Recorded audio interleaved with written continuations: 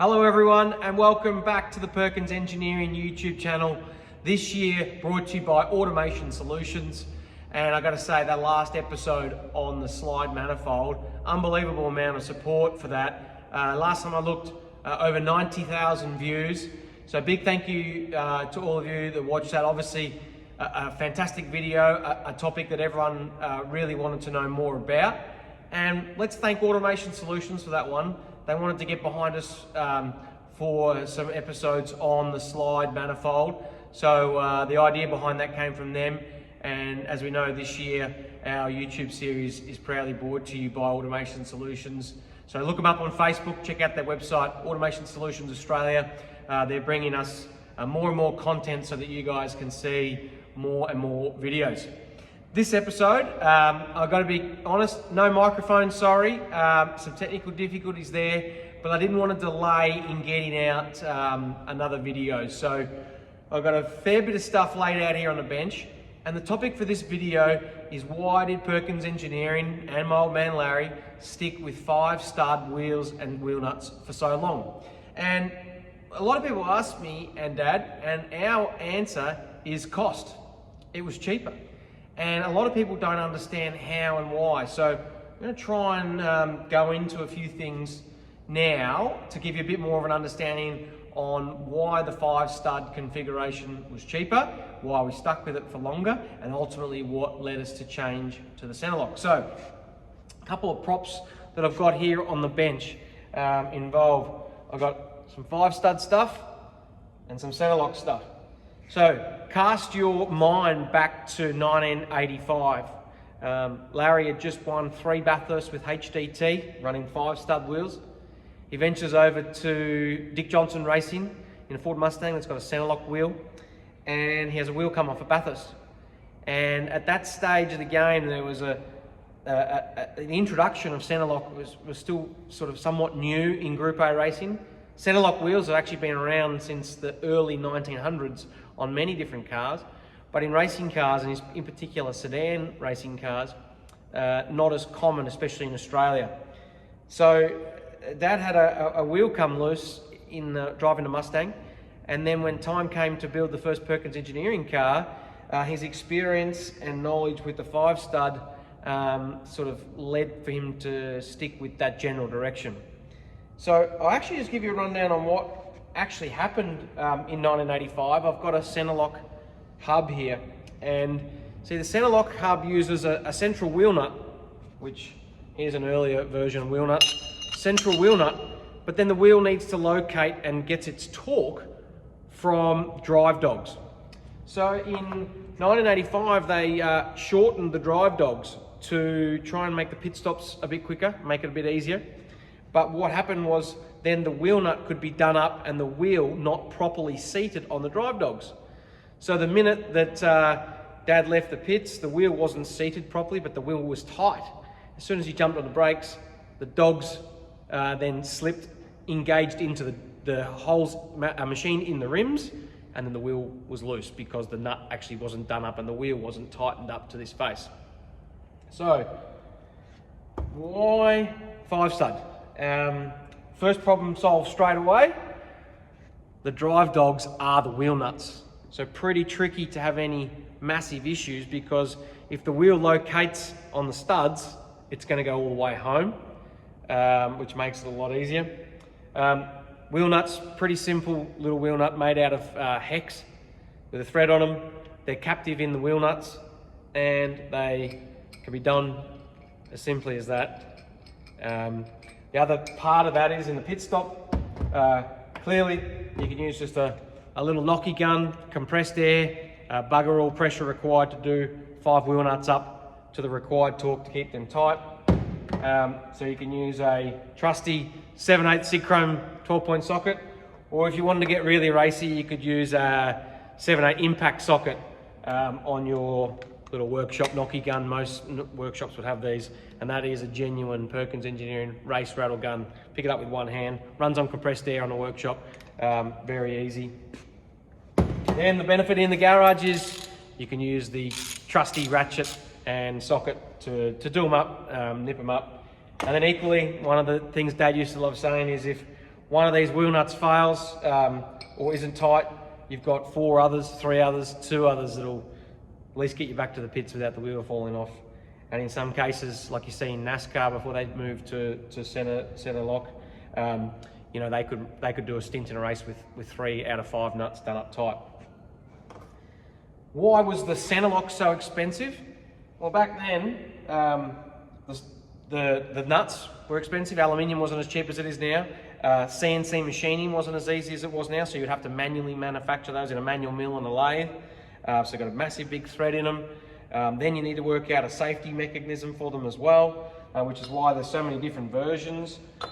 Here, one of the Perkins Engineering versions had little recesses here. The sockets had ball bearings in them for tension, and then you'd hold the socket in the nut when you're changing wheels. And then this is a captive wheel nut, which then stays in the wheel, opposite to what I just showed you, and it's got safety tabs here. So there's pins that hang out here, and if the wheel nut comes loose, in theory, that will save you. So these were the big ticket item in the mid to late 80s. These rattle guns were about twice the size. They used to have big handles on them. They were very expensive, a couple of grand. You needed massive amounts of air pressure to power them. You obviously needed unique sockets for them as well, big inch drive. And regulators here weren't cheap either. You know, a couple of grand just for all this equipment. And don't forget, you needed 4 rattle guns. You would have needed 4 pressure regulators. And people were, you know, cranking so much pressure in them to try and get the wheel nuts undone, done up in pit stops. It became quite dangerous, and you would use an enormous amount of nitrogen in bottles just to do a pit stop. So that's why Perkins Engineering stuck with the 5-stud, chose to start with the 5-stud and run for as long as possible. And another factor that you can consider is actually the travel nuts in the truck. So the Perkins Engineering car, the wheel nuts would be still on, and then we had these little travel brackets that would go on the top, and you just screw a nut into the top, and you can tie the car down from these hoops that would hang off the center of the wheels. But then in a center lock car, you would have to remove the wheel nut and then put a fabricated steel wheel nut on to give you tie down access points, jack up the car, pull the nuts off, put these on, and so on. So a lot more time and effort just to even tie the cars into the truck. So now I just want to take you over to one of the race cars, and we'll have a look at how it works in function. Well, here we are at the 94 Bathurst car, PE019, got the 5-stud wheel on the car. So basically, in a pit stop, back especially in the early 90s, late 80s, the center lock wheel guns, at the price they were and the pressure required, they were still not very good. Took a long time to knock the wheel nuts off, and a 5-stud wheel would come off in just the same amount of time as a center lock, especially if there was any issues. I remember 1990 at Bathurst, Peter Brock's car, they couldn't get a wheel nut off. They had buckets of water, hot water, cold water. They couldn't work out how to get it off, and the gun just didn't have the grunt. The other thing to consider in a pit stop at Bathurst is the fuel time. I mean, back then it could have taken 35, 40 seconds just to get the fuel into the car. So you have plenty of time with a 5-stud wheel to get the job done. Let's rip one off.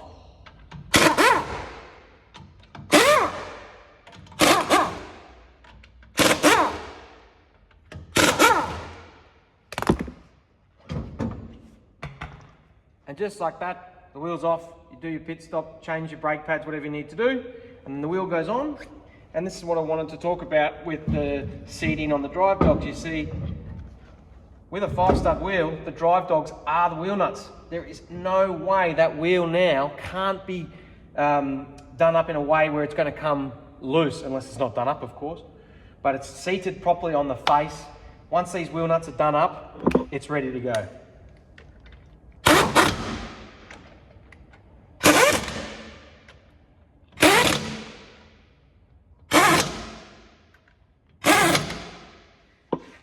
You see, just making sure I don't damage the wheels, but you see it doesn't take very long at all. It wasn't even racing then.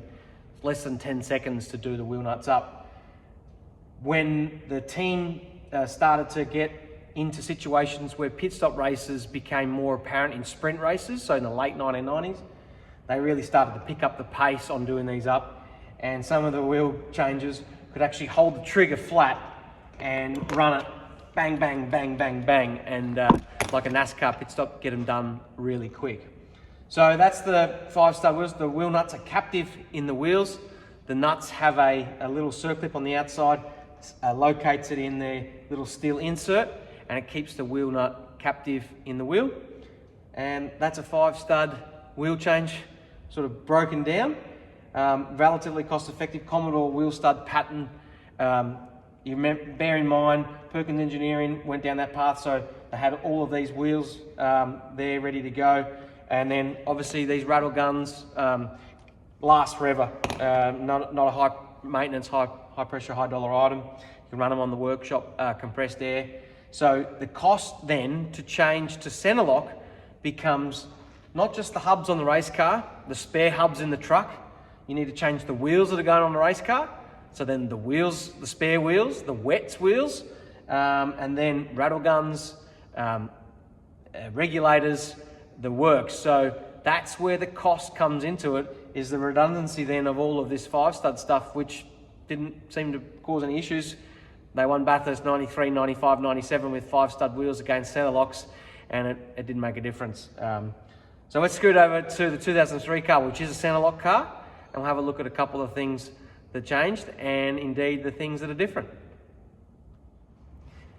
Okay, so here we are, 2003 car with a center lock. So this was a couple of years after we went to center lock. We went to center lock in around that 2000 period, where the sprint races started to take on tyre changes only. And there's no doubt that when you've got all the racy rattle guns and you've got all the nitrogen and all the regulators and everything, clearly one wheel nut is going to be faster. But our original Paoli rattle guns we sourced through one of our former team members, Bryce Seals.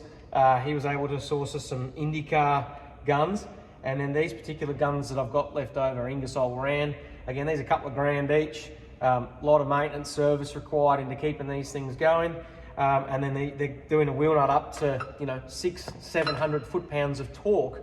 So there's just an enormous amount of effort required to making sure that wheel stays on the car. So when we first started, we didn't have captive wheel nuts. This was the style that I was telling you about. So our sockets initially would run on here. The mechanics would rattle them off, and the wheel nut would stay in here. The mechanics would put their finger behind it and keep the wheel nut in, drop the wheel nut down inside the rattle gun, pull the wheel off, wheel back on, clearly a little bit quicker, and then fire that nut on, do it up and done. That was very unsafe. The mechanics used to wear holes in the gloves of the fingers, and then the category went to captive wheel nuts and a control wheel nut, which is still used today. So that wheel nut becomes captive into here. So you bang it in, wheel nut's now captive, and that's ready to fire straight on. 9 times out of 10 the wheel nut stays in there, and then the rattle gun on and does that wheel nut up in quite quick fashion. But yeah, there's quite often you see, especially in those first few years, wheels come in loose because they're done up tight in the garage. The rim temperature's maybe 10 or 12 degrees, 15 degrees. Up in Darwin, the rims would be 30, 40 degrees. Then when you come in after a session, all of that expansion through the magnesium, aluminium wheel nut, magnesium wheel, upwards of sort of 300 degrees at times from the brakes, maybe around about 100 degrees at the wheel. Then that different expansion and things can create wheels going tighter. Sometimes the wheels could go looser. So a lot of things at play there. And like I touch on, seating the wheel on the drive dogs is mega important to ensure that the wheel nut is done up tight and the wheel doesn't cause any grief. So you've got to make sure that you do it up when you get the wheel on, so it seats on the drive dogs, goes all the way home, and then rattle it up. So needless to say, all the new wheels that Perkins Engineering had to buy, nearly $1,000 a wheel. I went from Commodore wheels to Falcon wheels on the double wishbone car, all the rattle gun sockets, wheel nuts, very expensive exercise to change.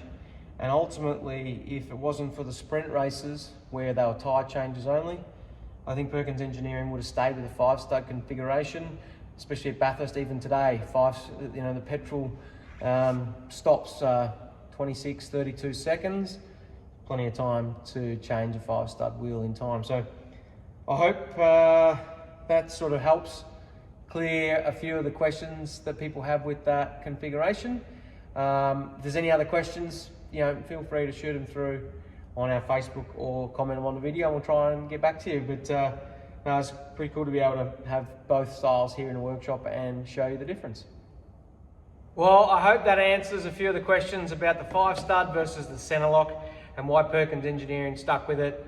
It was a case of what they knew, especially from pre-Perkins Engineering.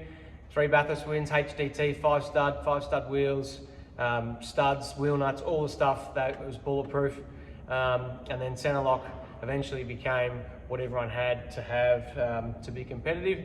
And ultimately over time, market force and some other things has enabled the wheel guns and things to become a little bit more cost effective, or there's still a hell of a lot of maintenance involved in keeping these bad boys operating to top-notch condition. Even with the current supercars, we still see some issues, wheels coming loose, wheel guns failing.